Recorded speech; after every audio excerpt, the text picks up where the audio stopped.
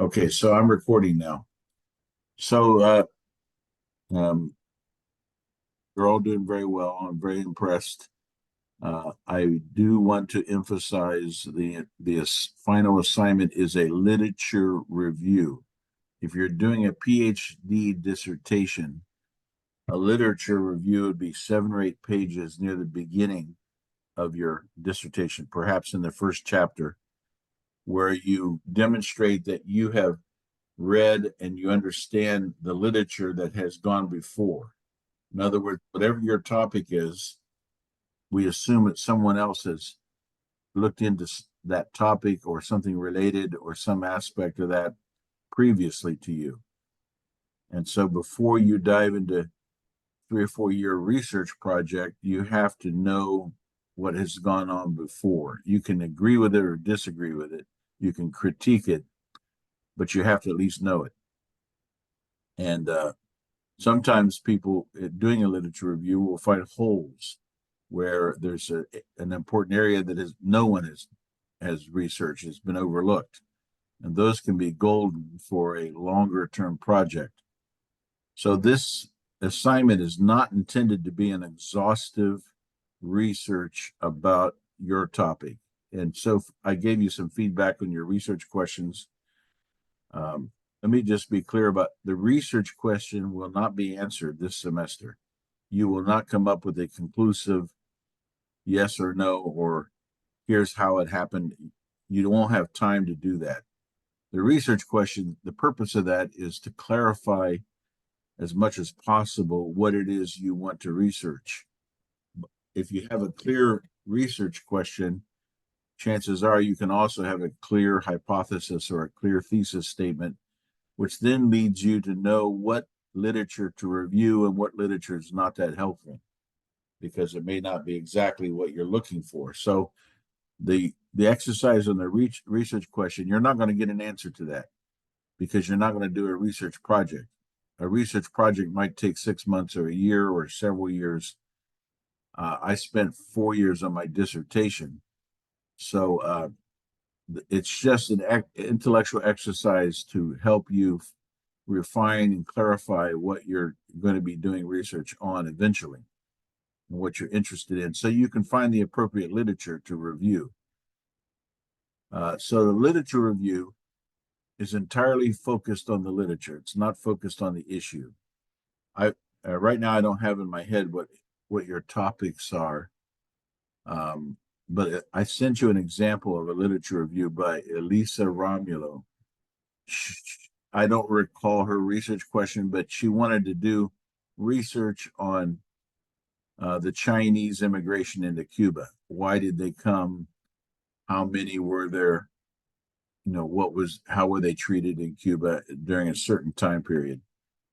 And so she's doing a PhD now, actually, in the sociology department. I don't know if she's continuing with that topic, but when she did the project that I sent you, that was just a preliminary survey of the literature. That would then help her know, is she on the right track? Should she change her topic? What has been said? Is there any areas that have been left open? Any holes in the research that she could fill? And so it's strictly a review. The difference between an annotated bibliography, well, let me start with a bibliography. A bibliography is just a list of your sources by author's last name. And there's particular conventions for how to format those. I'm a little bit of a stickler on proper formatting. And most of my undergraduate students don't understand formatting. And unfortunately, perhaps in high school, they weren't taught how to format a list of references. Hold on a second. So that's just simply a list by author's name alphabetical of your sources. They can be books, they can be peer-reviewed articles, might even be a website. But you can easily look through Google or YouTube to find, if you're using MLA or APA or Chicago, you can easily look up the proper formatting for those. Now, the next step beyond a bibliography is an annotated bibliography. Has anyone ever done an annotated bibliography? Okay, Petralia has. You basically take your bibliography in the same order that you put it by author's last name, but you space them out more between each source, and you put a few lines, maybe 2 or 3 sentences, maybe a paragraph, short paragraph under each one, describing the source and if it's valuable to you, how is it valuable to you, will you use it in your research, is there any criticism of it? That's an annotated bibliography. So the literature review is taking the annotated bibliography to the next stage. The difference between a literature review and an annotated bibliography, and if you already know all this, forgive me for going over it. I just want to make sure that there's no one who misunderstands the assignment. And I'm also recording this for those that can't be here. So the literature review is taking the information in the annotated bibliography, but instead of organizing it by author's last name, now it's going to be written as an essay form. So you're going to write an essay about the literature. And there's a lot of different ways that you can organize that. You may, sometimes people will first discuss historical sources and their strengths and weaknesses, and if they're useful. Then they may move on to sociological sources. So they may organize it by discipline. They may organize it by theme. However, the focus will not be on your topic. It would not be, did the Taino people survive into the 20th century in Puerto Rico? It'll be on the literature of other people who've already written about the Taino people in Puerto Rico. You see the difference?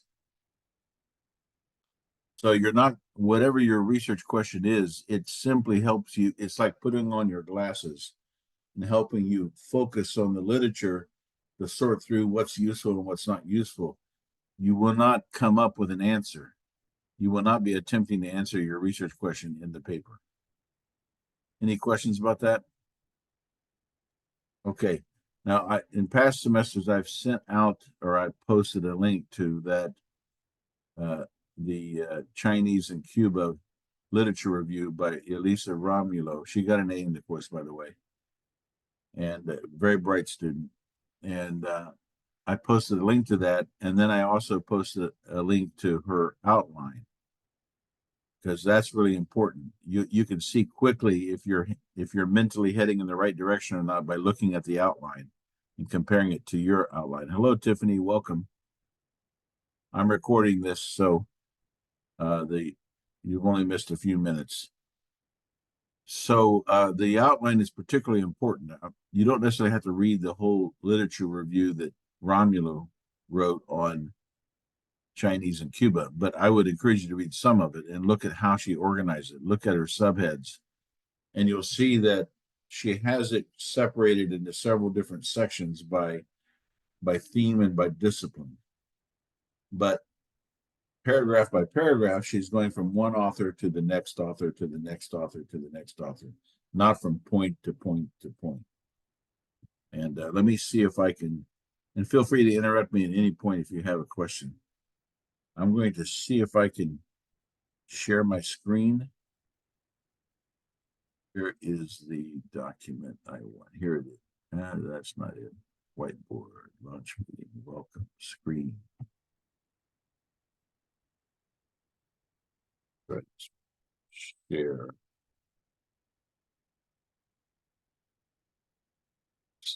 See, can you see first? It says first paragraph and outline. Can you see that? Give me a thumbs up or something to let me know if you're. Yes, we can. Okay, Yes. so the idea behind the first paragraph is I got this from a history professor who's since retired, but he emphasized how important your first paragraph is. And oftentimes, a person who's reading your work will kind of make up their mind about the value of your work based on the first paragraph. So That's why I asked for the first paragraph, so I can help you improve it if possible. But then the outline is probably even more important. And if you look at her outline, this is to her Chinese and Cuba paper. You'll see that the first theme is general interdisciplinary and theoretical debate. And then she has Fernando Ortiz, Alejo Carpentier, Edward Said, Zhang Yun. So these are all authors. They're not points of her argument.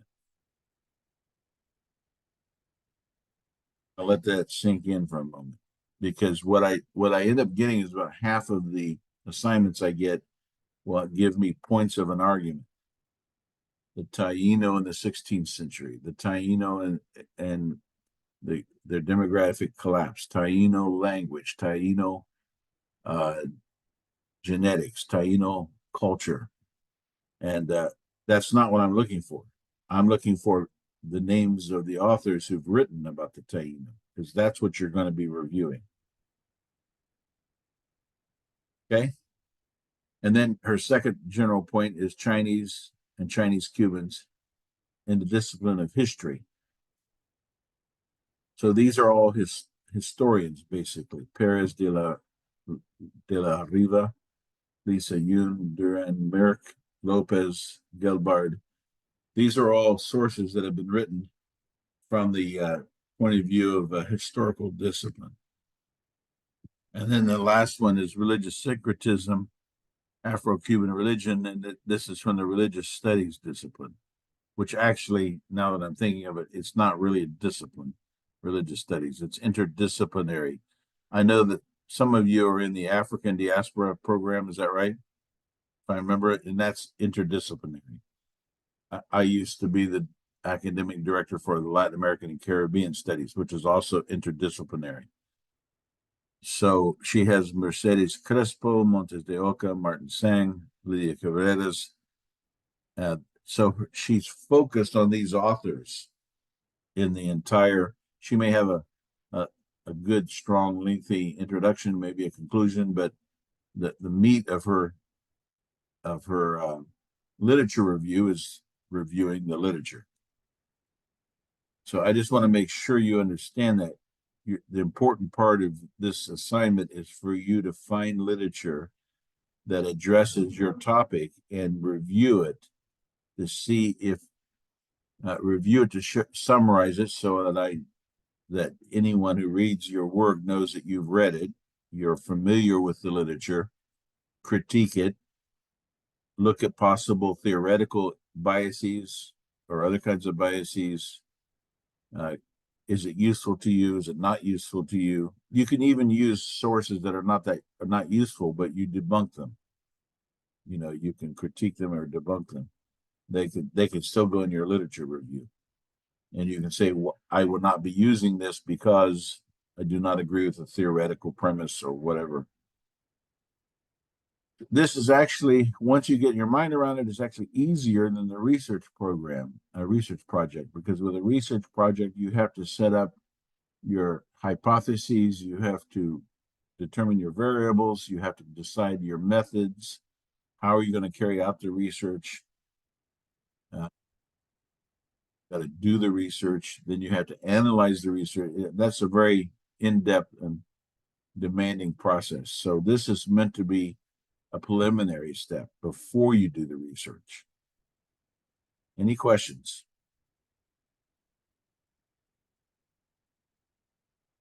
So to summarize, I would strongly encourage you to take a good look at her literature review, not the whole thing, but several pages of it, and then look at the outline, and then ask yourself, is that how you're structuring your project? And let me know if you have specific questions. I don't want you to end up turning in something that's not what I was looking for. If people turn in research projects that are not really literature reviews, the best you could get would be a B minus, an 80. And maybe that'll be motivating. Last semester, I let a few people slide under the under the bar, but grudgingly, because they didn't really do a literature review. They did a research project, and of course, I took points off. But this semester, I'm trying to avoid that problem at the last minute by giving you the heads up and recording this for those that can't be here. There's lots of examples of literature reviews. I have one from my dissertation. You can a review essay. If you go on JSTOR and do searches for reviews, if you look for review essays, they usually review 3 or 4 books. That's similar to a literature review. It's a little bigger, but it's like a literature review, a review essay. Okay, that's basically all I have. I think you've done 6 books so far. Once you get to 10 books, you can stop with the reading responses. I mean, you can continue if you want, but you can focus more of your time and energy on this final project. And hopefully a lot of it will be done by that time, because I have these little assignments that are moving you along in the process. For the research, if I were you, I would start looking for articles through JSTOR in the A to Z database in the library. You can start out broad and you can gradually. There goes my video again. Do I look blue? It did that in my last thing too, and I don't know why it's doing that. You can start narrowing it down, trying different searches until you find the articles and sources you need for the literature review. Just keep in mind, if you have about 20 sources, of course, you're going to have to speed read them for the time's sake. But I would suggest as you speed through them, you take notes. So you don't have to necessarily read them twice unless they're really valuable. And if you take notes and the page number, then you basically already have your citations. And if you have 20 sources and you write a half a page on each source, that's 10 pages, double spaced.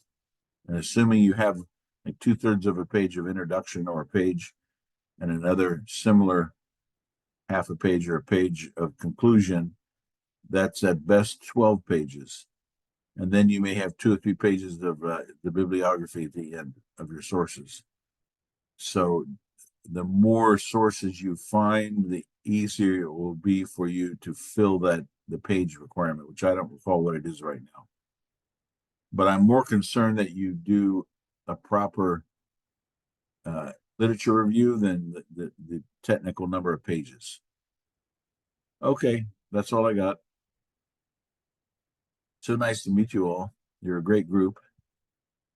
And I've enjoyed reading your reading responses. And I'll stick around here for a little bit in case anyone has questions as you leave. I'm going to stop the recording though now.